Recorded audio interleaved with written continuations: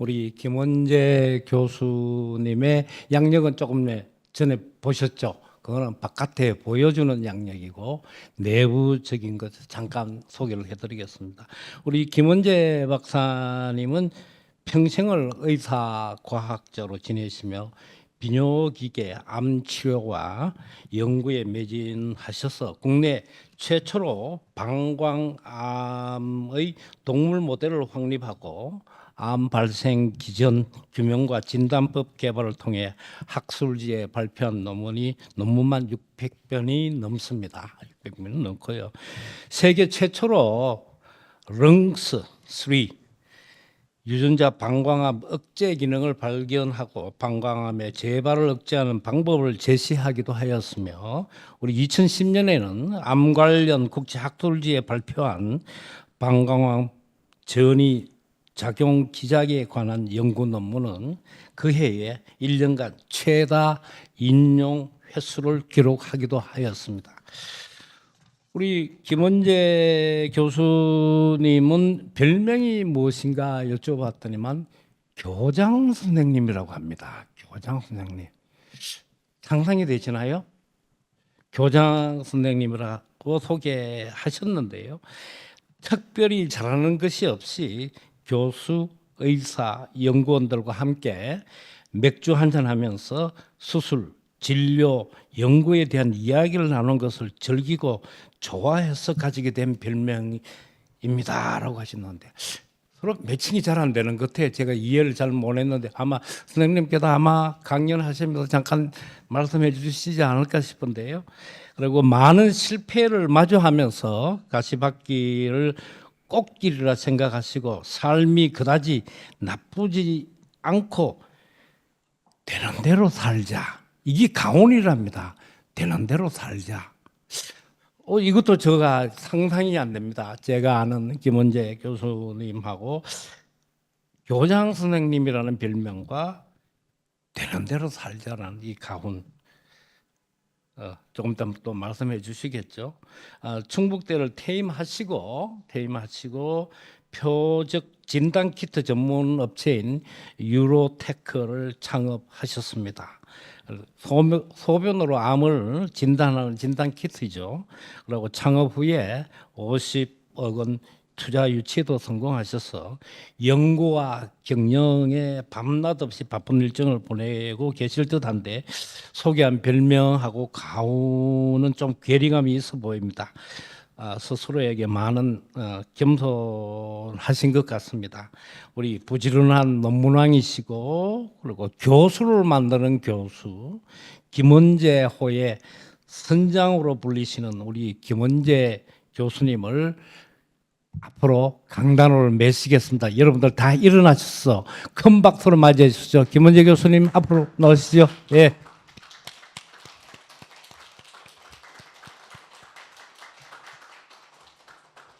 예. 강연 부탁드립니다. 예. 네, 감사합니다. 제가 이런 강의는 아마 태어나서 오늘이 처음이자 마지막일 것 같습니다. 이렇게 가족하고 식구들, 가족이 식구죠. 우리 같이 매일 지내는 분들하고 내가 평소에 존경하시는 우리 이욱준 원장님하고 이창희 교수님하고 이렇게 모시고서 이런 대화를 나눌 수 있다는 게 나한테 아마 이게 마지막 최고의 영광이 아닐까 이렇게 생각합니다. 아까 말씀하셨던 것도 먼저 얘기를 드리고 시작하도록 하겠습니다. 저희 가을은 되는 대로 살자입니다. 그거는 우리 아들도 알고 전부 다 아는데, 그 아버님이 항상 하시는 말씀이, 우리나라에서 일을 하다 보니까는 아버님은 법관이시고 법학자셨습니다. 사실은 보면은. 근데 아버님이 된다 그래서 되는 일 없고 안 된다고 안 되는 일 없다 그러셨는데, 하다 보니까는 뭐 안 될 때도 있는 것 같고 될 때도 있는데, 하다가 최선을 다하다 뭐 안 되면 할 수 없는 거죠. 어떡합니까? 그리고 교장 선생님이란 말은 고려대학교 교수님들이 붙여준 건데, 제가 교수를 많이 만들었나 봅니다. 그래서 교수 만드는 교수라고 저한테 교장 선생님이라고 붙여줬는데, 결정적인 순간의 결정은 죄송한 얘기지만 마누라가 더 잘합니다. 저보다. 나는 1년 내내 고생하던 걸 마누라 5초만 했다. 그렇게 하면 된다 그래서 보면 또 맞더라고요. 그래서 누가 말하듯이 남자가 들어야 될 여자 3가지 말 중에 하나가 내비게이션, 그다음에 마누라 말, 또 하나가 뭐인지 모르겠는데 하여간 뭐 그렇다 그럽니다. 자, 그러면 제가 오늘의 주제인 암의 진단법 즐거운 여정으로부터라고 했는데 정말 그런 건지 한번 헛소리라고 생각하지 마시고 한번 들어주셨으면 감사하겠습니다. 요건 아까 말씀하신 대로 제 인력이 이렇게 되는 거고요. 목차를 남들이 이렇게 정했더라고요. 꿈에 대해서 어땠냐 그러는데 전 사실 꿈이 없었습니다. 저는 태어난 게 아마 여기 원장님이나 총괄부 원장님도 아마 대충 우리 격동의 시대를 살았던 세대라고 우리가 생각합니다. 6.25 사변이 53년도 8월 7일 날 53년도에 끝나고 8월 7일 아버님이 결혼하신 다음에 결혼 기념일 날 54년도에 제가 태어났고, 그리고 6년이다가 4.19, 5.16 나고 모든 것이 세파의 파란만장한 제가 그랬다는 게 아니라 세월이 그런 가운데 저는 태어나서부터 그냥 경쟁사회에 들어가서 무조건 시험 보는 세대였습니다. 그래서 저는 유치원 때부터 시험 보고 들어갔고 초등학교, 중학교, 고등학교 전부 시험 세대라 저는 취미도 없었고 그냥 꿈도 없었습니다. 그냥 시험 봐서 보고 성적 잘 나오고 뭐 그거였고 뭐 딴 것도 없었고 그냥 고등학교에서도 그냥 성적순으로 뭐 의대 가려니까 갔고 또 내가 특별히 의사에 대한 관심도 없었고 잘하는 것도 없었습니다. 특별하게. 그냥 저희 세대는 또 그랬습니다. 그래서 의대를 들어갔고 의대를 졸업하고 의사가 됐습니다. 그러다 보니까 저희 때는 전부 다 아날로그 시대고 의사가 되면은 이렇게 힘든 건지 사실 몰랐습니다. 거의 잠을 못 자고. 근데 전 사실 그것도 핑계인데 제가 졸업하고 우리 집사람이랑 결혼을 했는데 맨날 바쁘다고 그러면서 맨날 수술 끝나고 술밥 먹고 늦게 들어오고 술밥 먹고 수술하고 이거밖에 술자 들어가는 것밖에 한 게 없다고 저는 기억이 됩니다. 그래서 또 수술하는 의사들은 수술 자체를 좋아합니다. 그래서 수술 안 하면 괜히 불안하고 아침에 피를 봐야지 되는 게 이게 아마 그렇게 못하면 외과 의사를 하지 못할 겁니다. 그러고 있었는데 제가 이제 군대를 마칠 때 남들은 말을 잘하는데 저는 말을 참 그렇게 썩 잘하지는 못하고 내가 봐도 잘하는 게 별로 없었던 것 같습니다. 시험은 잘 봤던 것 같아요. 근데 그때 졸업할 적에 군의관들이 제대하면서 내가 준비한 말인데 제가 나이가 제일 어려가지고 맨 마지막으로 말하려고 그랬더니 남들이 내가 준비한 말을 다 해가지고 할 말이 없어가지고 제가 청주 비행단에 근무를 했었습니다. 공군 군의관으로서. 그때 제가 만약 서울에 못 살면 청주로 내려오죠. 그 말을 했었어요. 그리고 내가 서울 을지병원에 근무를 하고 있는데 우리 은사님이 아마 의사의 그 정서를 갖다 지금은 잘 이해가 안 갈 겁니다. 우리 때는 군대보다 더 심해서 너 내려가 그러면 내려가는 겁니다. 그러니까 나에서 결정되는 게 아니라 의사님이 영의 우드레더 된 헤드베러라는 단어가 슈드 머스트입니다. 너 하는 게 좋겠어? 그러면 그냥 가는 겁니다. 충북대병원 생겼다고 청주 내려가래요. 의과대가 생겼다고. 나 서울 사람이고 나 여기 안 되는데요. 그랬더니 그 다음날 불려가서 그 말고문을 당하는데 이건 눈이 완전히 토끼 눈이 될 정도로 당하고 그 일주일 있다가 충북대로 내려오게 됐습니다. 그랬더니 그래도 이제 마누라한테 뭐라고 얘기는 해야 될 것 같아요. 이제 내려는 가야 되겠는데 가만 보니까 나는 이제 운명적으로 내려도 가야 되겠고 또 교수도 하고 싶을 것 같더라고요. 뭐 공부를 좋아하는 거랑 관계도 없었고 그래서 집사람한테 여보 내가 병원장으로 이름이 애들 가족 기록부에 남는 게 좋아? 교수로 남는 게 좋아? 그랬더니 너 당장 교수로 내려가래요. 그래서 하루 만에 집사람이 결정을 내렸고 교수로 내려가게 됐습니다. 그때 내려왔더니 난 그냥 교수면 교수인 줄 알았더니 겸임교수라고 그러더라고요. 의과대학 교수는. 근데 교수 그러면은 교육, 연구. 근데 우리는 의대 교수는 진료를 해야 된다는 겁니다. 왜냐하면 의사를 만드는 교수이기 때문에 환자를 봐야 되고 그래서 교육, 연구, 진료. 좋지. 뭐 그럴 듯하고 그래서 교수라 하니까 목에도 힘도 들어가고 좀 그럴 것 같았는데 아니 교수가 되고 났더니 업적평가라는 게 있다 그럽니다. 그러니까 업적평가? 그러면 업적평가를 하면 논문이 있어야 된다는데 제가 의사 되고 그때까지 논문을 3편 썼나? 논문이라는 게 의사 되고서 쓸 생각도 안 하고 그냥 놀 생각만 했습니다. 그냥 수술 끝나고 그 의사들이랑 술이나 밥 먹고 집에 들어가고 마누라한테 야단 맞고 요게 아주 참 즐거웠어요. 젊어서 그랬는지 모르겠지만 욕도 지질이 먹었죠. 맨날 술만 먹는다고. 저는 맥주를 참 좋아해서 다른 술은 못 먹었는데 젊었을 때 맥주 먹고 친구들이랑 깔깔대고 노는 수다쟁이였다고 생각하고 수술은 좋아하고 잘했다고 생각을 해요. 건방졌는지 모르겠지만요. 그랬더니 연구를 해야 되고 그러니까 진급을 하지 않으면 또 집에 가서 뭐 이거 뭐 얘기할 수도 없고 그럼 연구를 하려면 연구비가 필요하다 뭐 이제 이렇게 얘기를 하더라고요. 그래가지고 제가 요거는 이제 약간 순서는 바뀌긴 하지만은 우리나라는 그렇습니다. 왜 교수가 되면 이제 1년 동안 외국에 연수 교육을 나가서 무슨 뭐 초빙 교수 뭐라 그러는데 사실 놀다 오는 겁니다. 의사들은 1년 가서 배우면 뭘 배우고 오겠습니까? 그래서 저도 울랄랄라 거리고 일본 가서 1년 놀다가 왔는데 거기서 뭘 좀 했어요. 멀티드라그 레지스턴스라 해서 암이 왜 약에 의해서 왜 안 듣는지에 대한 연구를 오게 됐는데 제가 충북대 들어와서 자연과학대학에 계시는 책회 교수님이라는 분을 한번 알게 됐습니다. 지금 돌아가셨는데 제가 그분을 보고 그냥 확 반해버렸어요. 너무나 학문적이고 와, 뭐 이런 과학자가 있나 그래서 또 젊은 과학자로 저한테 굉장히 잘하고 방에 놀러 가면 식혜도 주고 막 그래가지고 제가 일본 연수 갔다 돌아온 95년도 3월 1일 날 제일 먼저 한 게 책회 교수님을 찾아갔어요. 그래서 교수님 제가 이런 연구를 했는데요. 막 떠들었더니 갑자기 정색을 하고 의자에 딱 앉으니 전화를 거서요. 그러더니 이게 박상대 교수라고 유전과 연구소를 우리나라에 처음 만드신 분이었습니다. 그러더니 박 교수 여기 젊은 놈 하나가 왔는데요. 반말이 딱 나오더니 이 녀석 아주 굉장히 열심히 공부하는 것 같은데 그 연구비가 3월 초까지 아마 내는 거였나 봅니다. 2월 말까지 내는 거였나 봅니다. 근데 내가 3월 2일에서 3, 4일 날 갔던 것 같아요. 이 친구 하루면은 젊은 놈이니까는 하루면 프로포절 쓸 거야. 써본 적 한 번도 없었거든요. 이거 내가 갖고 올라갈 테니까 이 친구 연구비 주래요.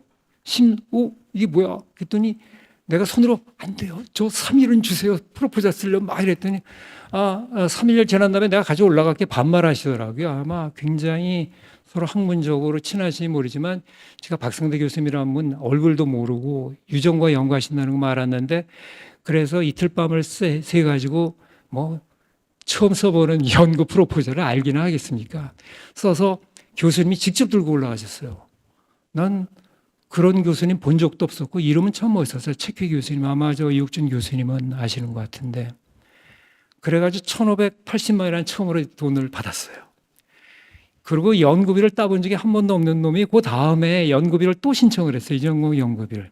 그래서 2년짜리 과제를 신청했는데 첫 해는 나오더니 그 다음에 안 나오더라고요. 왜냐하면 중간 보고서 내는 것 자체를 몰랐어요. 그래가지고 잘렸어요. 거기서.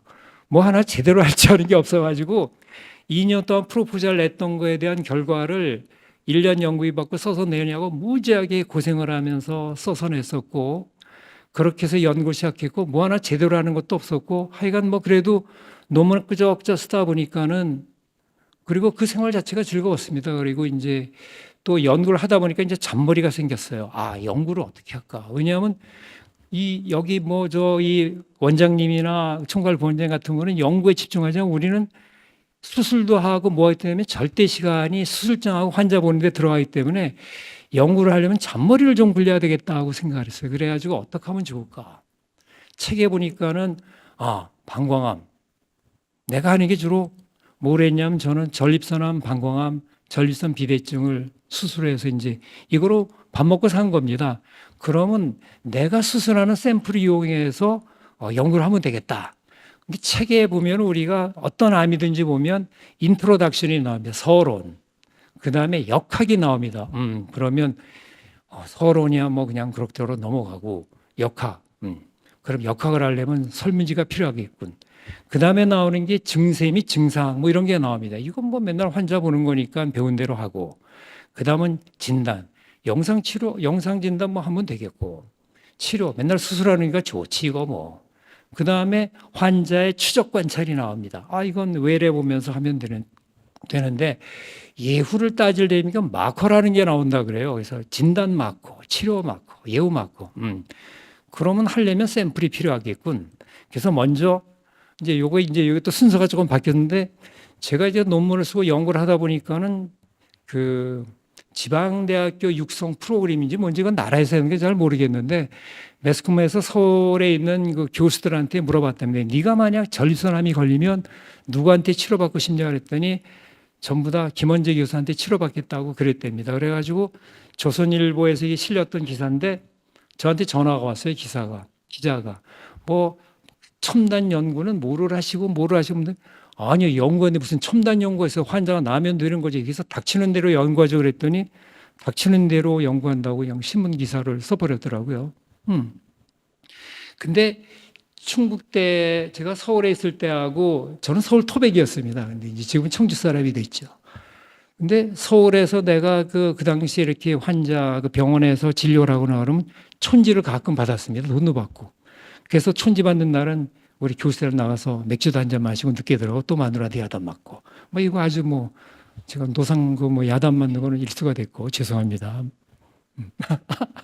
저 그래서 대학교 또 그저 그 입학 동기고 이제 친구면서 좋은 반려자인데 그래가지고 이제 그 제가 또 무슨 얘기하다 잊어먹었는지 모르지만 하여간 그 촌지를 받고 여기서 돈을 주는데 청주에서는 수술하고 하루는 나왔더니 할아버지 내 술했던 할아버지 밖에서 기다리시는데 처음 키운 뭐 이상한 처음 보는 과일을 갖고 내가 술집에 나올 때까지 기다려서 나한테 주시는 거예요. 이게 과일인지 야채인지 지금도 모르겠어요. 그 집에 가져왔는데 그게 맛은 참 좋은데 무슨 건지 지금도 모르겠는데 그 다음에 또 한 번은 그 김영란법이 생긴 다음 날 신문에 났는데 회진을 돌러 올라갔더니 할머니가 포도를 갖다가 들고 병실까지 들고 올라오셨어요. 땀빨뻘 흘리고. 아, 이거 김영란법 이거 받으면 안 되는데. 근데 주시는데 그걸 안 받는 것보다는 차라리 받고 김영란법에 걸리는 게 낫겠다. 너무나 고마워서 제가 그걸 들고 내려왔습니다. 그래서 느낀 게 뭐냐면 그 청주는 시골은 아니지만 서울에 비해서는 그 너무나 경제력이 떨어지고 해서 거기 오시는 분들이 농부들이 상당히 많습니다. 그런 분들한테 비싼 진료라든가 진단법은 그런 온당한 것 같지 않았고 그래서 가능하면은 진단을 좀 값싸고 불편하지 않고 그 어르신들이 그 받을 수 있게끔 하는 게 내 롤이 아닌가 이렇게 생각을 했었습니다. 그래서 우선 역학조사를 먼저 입원 환자는 모든 이 설문지를 만들어 가지고 다 돌렸습니다. 그래서 퇴원할 때 죄송하지만 이 설문지가 작성이 안 되면 퇴원을 안 시켰습니다. 물론 한두 시간 늦게 퇴원시켰지만 근데 요 역학조사 프로그램은 질병 예방을 위한 설문조사라 그러는 거가 우리나라가 영양학회에서 98개 우리나라 그 음식에 대해서 성분이라든가 칼로리 이런 것들 다 있는 거로 해가지고 이거를 근거로 해서 논문을 많이 썼습니다. 그랬더니 서양이랑 우리나라랑 암의 이 뭐라 그러나요? 그 발생 기원량이 이렇게 다르다는 것도 알았고 교과서 내용도 많이 바꿨었습니다. 그러면은 내가 할 수 있는 게 의사로서 할 수 있는 게 뭐냐면 환자한테 동의를 얻고 환자의 조직 그 다음에 소변, 피, 임상 데이터가 있으면은 내가 또 팔로우업까지 하니까 이거는 정말 좋은 논문거리가 되겠구나 그래가지고 1995년부터 바이오뱅크를 만들어서 우리 여기 윤석준 교수 있지만은 환자들을 레지던트를 갖다 닥터거리고 해가지고 수술하던 환자의 조직과 그 다음에 피, 소변 그리고 DNA, RNA, 시럼 그 다음에 플라즈마 이런 것들을 갖다 다 보관해서 이것이 제가 쓸 수 있는 임상 데이터를 갖다가 논문을 쓸 수 있는 백그라운드하고 내 제자들에게 그들이 학자로서 선고할 수 있는 기틀을 마련하게 되었습니다. 그리고 돈이 생기는 대로 마누라 몰래 조금씩 저축도 하고 아버님한테 유산받은 돈도 조금 넣고 해서 동물 실험실도 만들고 마누라가 기절초풍한 일이겠지만 다 그 이해해줘서 대충 넘어갔습니다. 그 라보라토리도 만든 조그만 구멍가게로부터 일을 시작을 했었고 여기서 저는 상당히 만족감을 느끼면서 실험을 했었습니다. 근데 이렇게 내가 하고 싶어서 한 것도 아니고요. 제가 비뇨기과 들어가서 종양을 하려고 생각도 안 했습니다. 사실은. 왜냐하면 저는 사실 소아비뇨기과를 하고 싶었어요. 그래서 이렇게 선천성 기억을 하고 싶었는데 그 비뇨기과 딱 들어갔더니 대학원의 생들이 이제 들어온 그 이제 레지던트들이 이제 저희는 그 형식적으로 뭐 대학원도 들어가고 레지던트 동시에 합니다. 이게 말도 안 되는 짓거리가 지금 하고 있는 거죠. 우리나라는. 근데 들어갔는데 한 사람이 그 제자를 다 받는 건 안 된다고 세상에 전공을 선택하는데 사다리를 탔습니다. 근데 나는 소아비뇨기과가 이게 걸릴 줄 알았더니 이게 종양이 뚝 떨어졌어요. 근데 요 왼쪽에 계시는 분이 김영균 교수님이라고 다 돌아가셨는데 서울대 학장님을 하시고 그 김영균 교수님이 처음으로 우리 동물 실험을 하자 그래가지고 이 의사사회에서는 레지던트를 마칠 때 의구에 이렇게 뭘 도네이션을 하고 떠납니다. 근데 그때 쥐를 갖다가 위스타 스트레인 쥐를 갖다가 200마리를 서울대에서 사왔답니다. 그랬는데 오는 과정에 쥐는 이 트렁크에 이런 데 넣으면 안 되거든요.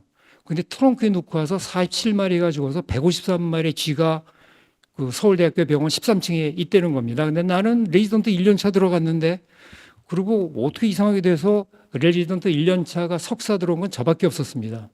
2년차, 3년차가 석사들을 들어가 가지고 뭐 환자도 봐야 되고 쥐도 키워야 되는데 또 우리 그 은사님 이 김영균 호랑이 중에 호랑이십니다. 이분이 방광암을 연구하라고 나한테 팩스 한 장을 주셨어요. 근데 이게 독일어예요. 독일어 그래서 제가 선생님 또 독일어 못 읽겠더니 닥터긴 무슨 소리 하나 사전이 있지 않는가? 아니 사전 있지. 근데 나도 고등학교 때 독일은 배우긴 배웠거든요. 근데 대가리가 떨어져 붙었다 해가지고 석사 시험을 보러 갈 적에 내가 맨 뒤에서 시험지를 걷어가는데 뒤에서 맨 앞에까지 한글로 번역해놓은 다 답이 달라요. 그러니까 이 독일어는 대가리가 떨어졌다 붙었다 뒤에 가서 하기 때문에 소설책을 보다 보면 주인공이 죽었다 살았답니다, 이게. 그래서 어쨌든 뭐 갖고서 동물 실험을 시작을 했습니다. 그런데 다 틀렸습니다, 이게. 왜냐하면 그때까지 몰랐어요. 왜냐하면 내가 한 게 맞는지 틀린지도 모르겠는데 기생충 머리가 나와서 결국 나중에 보니까 이 동물 실험이 트리코조모데스 크라시프트라는 기생충이 있었고 서울대 관악산에서 팔았던 동물도 순개가 아니라 그냥 흰쥐였어요. 그랬더니 완전히 컨타미네이션 된 흰쥐를 제가 키웠고 기생충 실험을 했습니다. 근데 그때 내가 한 실험이 맞는지 틀린지 모르겠는데 84년도에 한일학회라는 게 처음 생겼습니다. 근데 나는 군대가 그 당시에는 외국을 못 나갔어요. 군대를 안 갔다 오고. 근데 저는 군대 갔다가 레이더 들어왔기 때문에 너 따라와 그래서 한일학회를 한다고 가서 제일 먼저 만난 사람이 오카지마 교수라는 분인데 방광암의 대가라 그래가지고 이 사람한테 가서 내 데이터를 보여주고 보였더니 다 틀렸어요. 방광을 키워야 되는데 방광을 쪼그라뜨린 걸 가져갔었고 그런데 우리나라 과학은 얼마나 대단한 나라였는지 제가 써준 남의 박사 논문이 있었거든요. 이건 공소시효가 얘기하는데 우리 그때는 그 당시 뭐 저뿐만 아니라 의료계는 1년차는 머슴입니다. 그냥 잠잘 시간도 없고 그냥 뭐 밤새도록 뭐 그 환자 보고 실험하고 쥐 키우고 쥐한테도 무지하게 많이 물렸는데 쥐를 한 마리도 안 죽였어요. 이 바보 같은 놈이. 대충 죽였으면 좀 잠잘 시간도 있었을 텐데 그래가지고 동물 실험을 완전히 망쳤다고 그리고 또 내가 만들어준 박사학위 논문이 우리나라 최초 비뇨기과 학회에서 학술상을 받았어요. 내 논문은 다 틀렸죠. 자, 그래서 하다 보니까 약도 오르고 재미도 있고 암이 생기네. 기생충을 만들었지만 와 이거 진짜 책에 기생충이 방광에하고 나쁜 영향을 미친 데는 진짜 만들어지는구나. 그러면 한번 암이 얼마나 똑똑한지 한번 알아볼까? 근데 인간이 제일 영장류라고 똑똑한데 인간을 죽이는 놈이 암이네. 이게 우리보다 더 똑똑한가? 근데 우리도 그렇지만 한번 내가 모차르트를 죽인 게 진원곡이라 그러더라고. 그래서 진원곡? 진원곡이라 그러면은 자기가 죽어야지 쓴다 그래서 그럼 내가 아마 암이 돼 보면은 암이 어떻게 행동하는지를 알겠구나. 그럼 한번 아마 암이라 한번 놀아볼까? 그러고 있는 차에 2000년도에 이 셀의 캔서라는 거는 싱글진 뮤테이션도 아니고 싱글셀 디지도 아니라는 논문이 실렸는데 요게 내가 생각하는 거랑 맞아떨어지는구나. 이 당시만 해도 암의 뮤테이션에 대해서 뭐 핫스파트가 뭐냐, 뭐 스타진이 뭐냐, 항상 이런 거에 관심이 많았지 다른 거엔 관심이 없었고 뭐 옹코진이 나오고 콜라보 암을 만드는 유전자가 있다 뭐 이런 것들이 주로 나왔지 암이 이렇게 하나의 유전자 변화 때문에 생기는 것이 아니라는 말은 생각도 안 하고 있던 시대라고 생각이 됐었어요. 그리고 하나에만 포커싱을 맞추고 딴 데서 무슨 일이 일어나는 것도 모르는 그런 세대였다고 생각합니다. 그리고 그 당시에는 암을 몰레큘러 바이올로지 분자생물학적으로 네 가지 중에 두 가지 특성만 있다 그랬었어요. 하나가 뭐냐면 안 죽어 불멸화, 그다음에 마구 자라, 그다음에 신생혈관이 생겨, 그다음에 전이가 돼. 이 중에 두 가지 이상만 되면 된다고 80년도에는 그렇게 나오고 나도 강의를 그렇게 했었고 야 암이 기껏 해봐야 네 가지만 잡으면 되겠구나 그랬는데 2000년대에 들어선 암의 홀마크가 10개라 그러더니 최근 들어서는 14개까지 돼가지고 이 중에 어떤 그러니까 정상이 아닌 놈이 아닌 겁니다. 그러면 암을 갖다 치료하는 방법도 무지하게 많이 바뀌고 공부할 것도 많아지고 했었죠.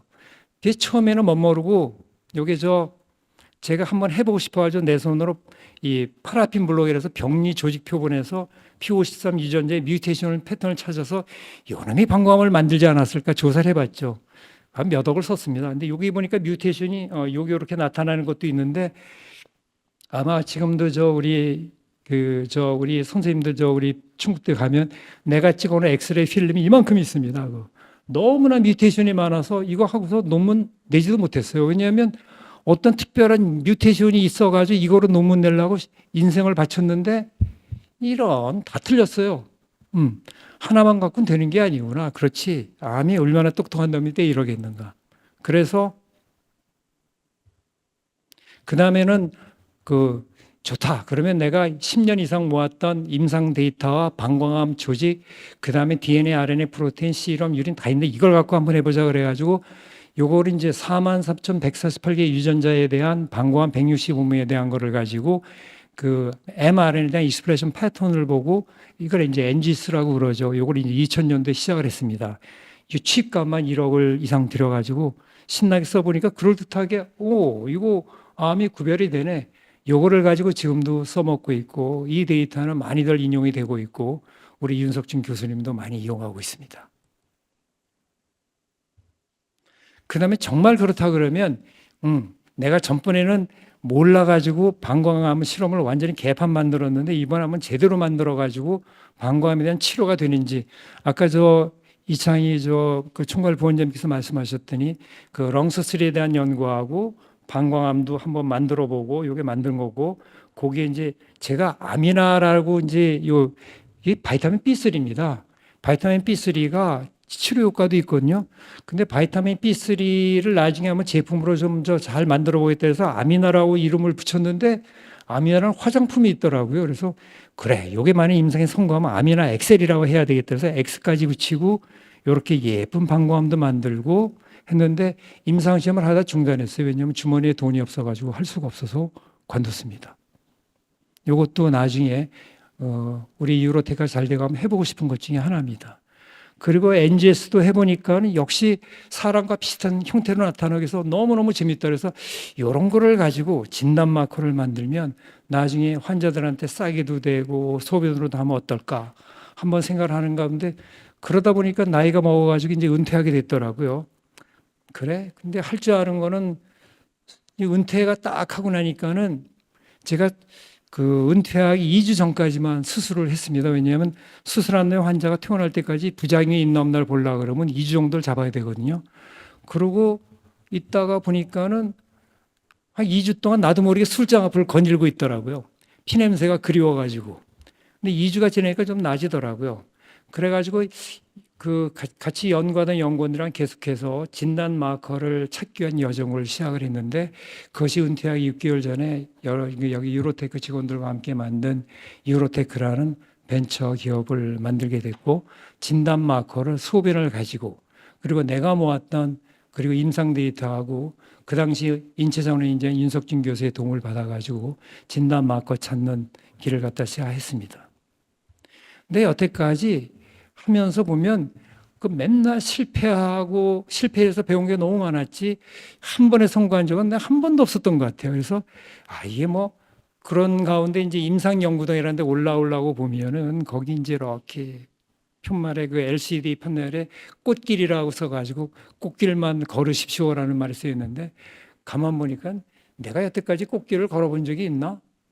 유치원 때부터 걸어본 적이 없는 것 같아요. 왜냐하면 유치원도 시험 보고 들어갔으니까. 그러니까 이게 우리 땐 유치원도 시험 보고 들어갔고 저 원장님도 아시겠지만 예비고사라는 것도 생겼고 체력장애라는 것도 생겼고 뭐 교련도 생겼죠 우리 때.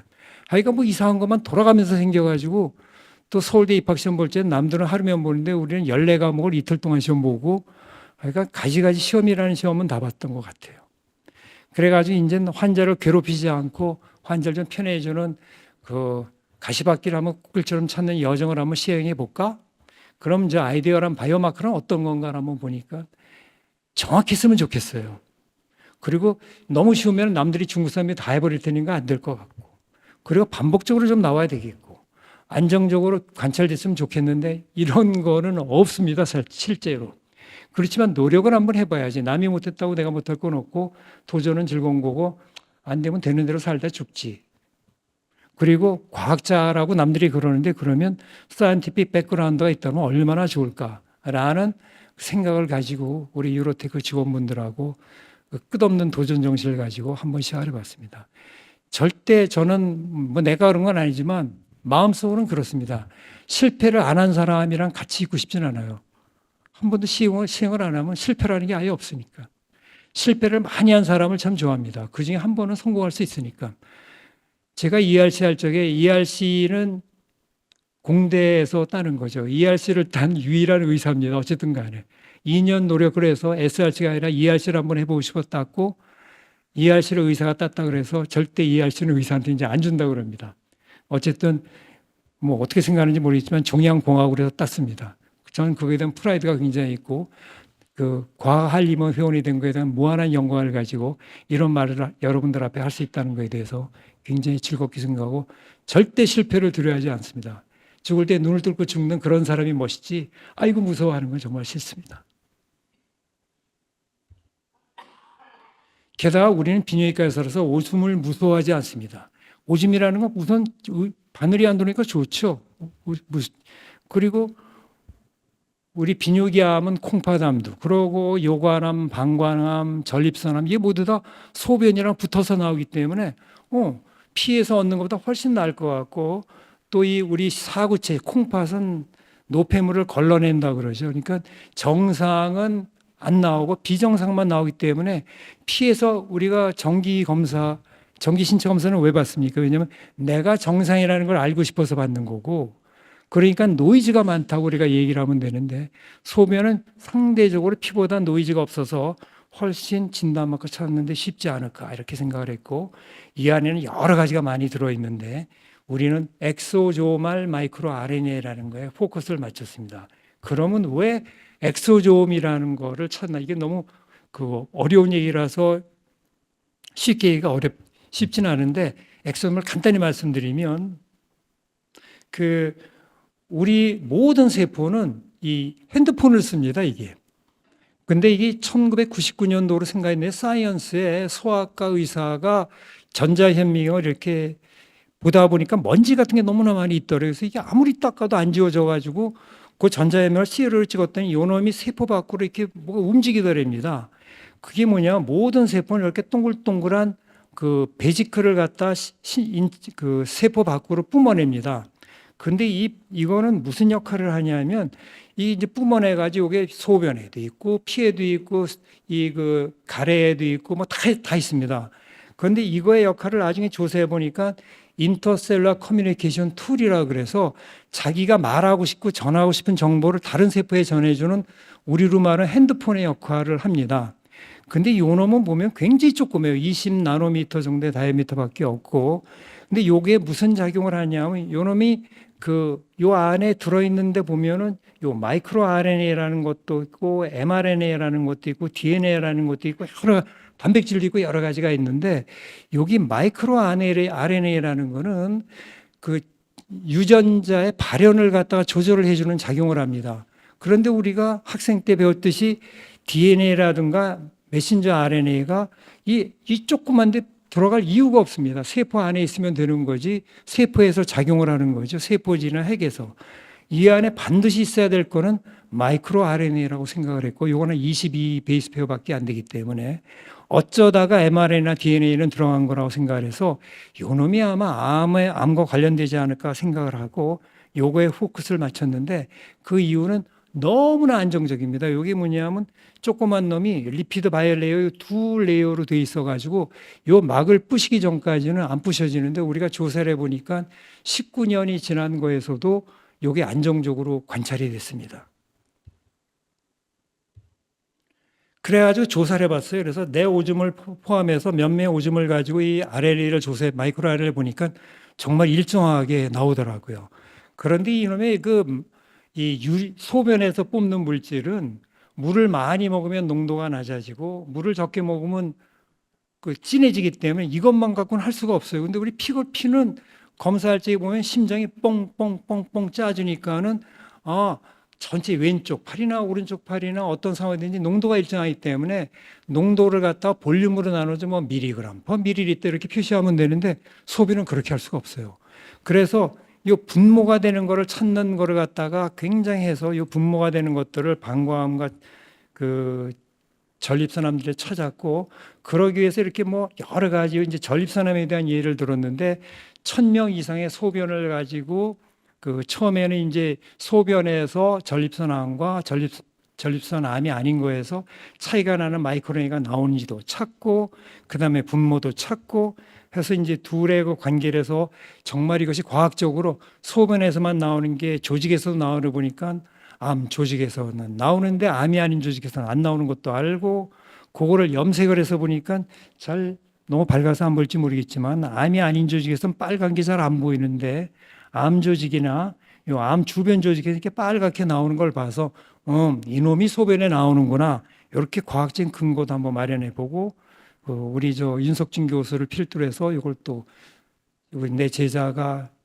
폴스타 아서, 나는 코레스폰딩 아서로 냈고, 그 다음에 이거를 진단 쪽으로 해보니까 방광암도 이렇게 90% 정도의 센시티비티, 스페시피티가 나오네. 그래서 요걸 아직 이제 우리가 전립선암에 신경을 쓰느냐고 반만 해놓고 아직은 못했지만 나오는구나.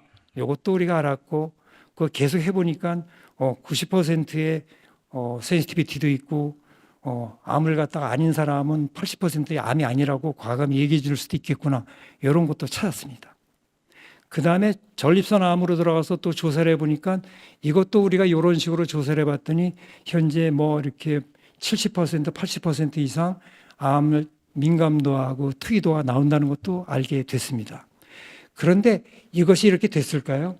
수도 없이 많은 실패하고 또 하고 또 하고 해서 실패하다가 또 하고 또 하고 하다가 나중에 속으로 성공은 실패 아들이구나 그랬더니 딸도 있네, 손녀도 있는 거 보니까 실패라는 것 통해서 배우는 게 너무나 많았습니다. 이렇게 하면 안 되고, 특히 분모를 찾는 거에서 조직에서 암에서 적게 나오면 소변에서 적게 나오지. 천만의 말씀.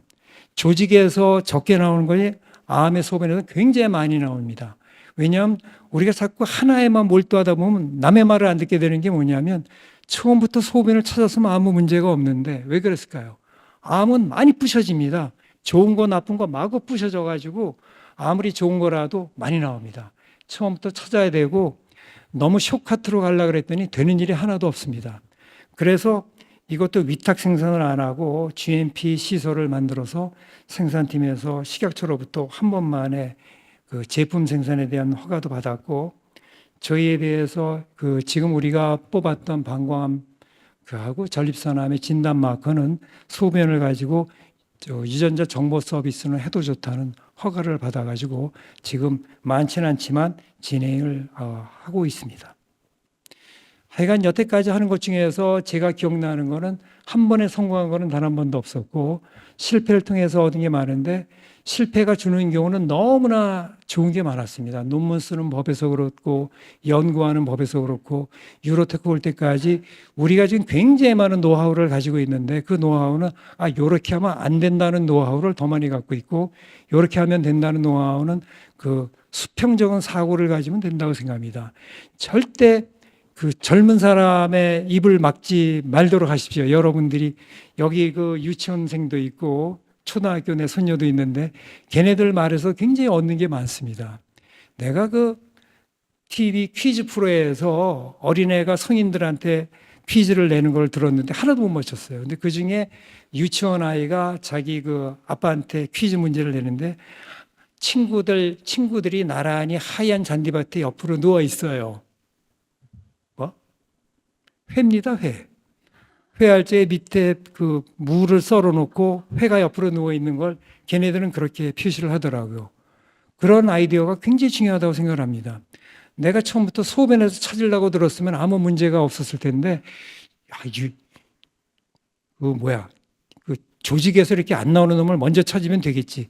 그렇게 많이 실험을 하고 그렇게 많은 시행착오를 하면서도 잔머리 굴리다가 아주 실패를 해가지고 또 몇 년 날려먹고 했는데, 그것을 내가 날려먹지 않았다 그러면 여기까지 오지도 않았겠고, 그 방광암 처음에 그 BBN으로 발암물질을 만든 방광암 실험을 내가 남들이 학술상을 받는 논문도 만들어준 사람의 칭찬에 붕 떠가지고 구름 위에 떠 있었다 그러면 내가 그거를 남한테 발표도 안 했겠고, 오카지마 교수를 찾아가서 내 실패했다는 걸 얘기도 안 했다 그러면 나는 아마 여기까지 실험도 못하고 거짓말쟁이로 남았을 것 같습니다. 그 너무나 멋있는 말들 많고 꿈도 멋있게들 얘기들 하는데, 저는 아까도 말씀드렸듯이 꿈도 없었고 어떻게 하다 보니까 꿈이 돼버렸고 하다 보니까 여기까지 온 거지 그 이상도 이하도 없습니다.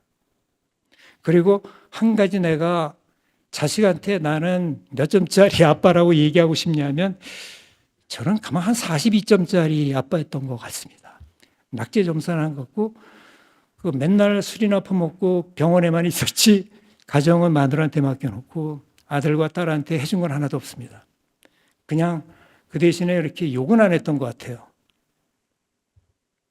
절대 실패를 두려워하지 마시고, 제가 보기에는 그렇습니다. 성공은 실패가 주는 최고의 선물이라고 생각합니다. 절대 두려워하지 마시고 도전하고 싶어서 하는 게 아니라 도전을 해서 실패를 해봐야지 더 강건해지는 사람이 되고 한번 붙어보는 겁니다. 제가 일본에 처음 갔을 때 파이프에 잡을 줄도 몰랐었습니다. 그래서 파이프에 이렇게 2번 들어가는 걸 몰라서 누르다가 관절염이 왔습니다. 그래서 왼손으로 하다 왼손도 망치고 요 손가락도 해보고 나중에는 칼을 들고 자살하려고 그랬습니다. 그리고 귀신을 막 욕했더니 그다음부터 되더라고요. 오봉 때 일본에서 오봉이라는 게 있는데, 오봉은 귀신들을 모십니다. 내가 이렇게 열심히 하는데 날 갖다 안 도와줘, 우리나라 쌍놈의 귀신들아 그래가지고 막 화내고 그다음부터 했더니 그다음부터 되더라고요. 절대 실패를 두려워하지 마시고 도전을 하십시오. 하루는 24시간, 여러분의 손가락은 10개입니다. 다 똑같습니다. 여기 정필도 박사가 있는데 나랑 같이 연구할 적에 항상 그랬습니다. 내가 은퇴하고 죽기 전에 내 제자들의 가족들하고 손녀, 손자들을 모이고 한번 큰 사진 한번 찍어보고 싶다 그랬는데, 아직은 그렇게까지는 늙지 않은 것 같고 조금 일을 더 해야 될 것 같고, 여러분들이 있어가지고 제가 있었고 오늘 이 자리에 섰다고 생각하고 너무나 행복하고 즐겁습니다. 헛소리 들어서 감사합니다.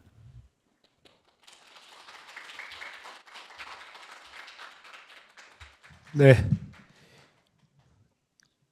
질문 받으셔야 되는데 교수님 위로 올라가시죠. 네. 하여튼 엄청 시간을 잘 맞춰 주셨습니다. 1시간 내로 끝내시는 것 같은데요. 질문 받겠습니다. 그냥 어떤 질문도 상관없습니다. 선생님한테 우리 한번 궁금했던 것.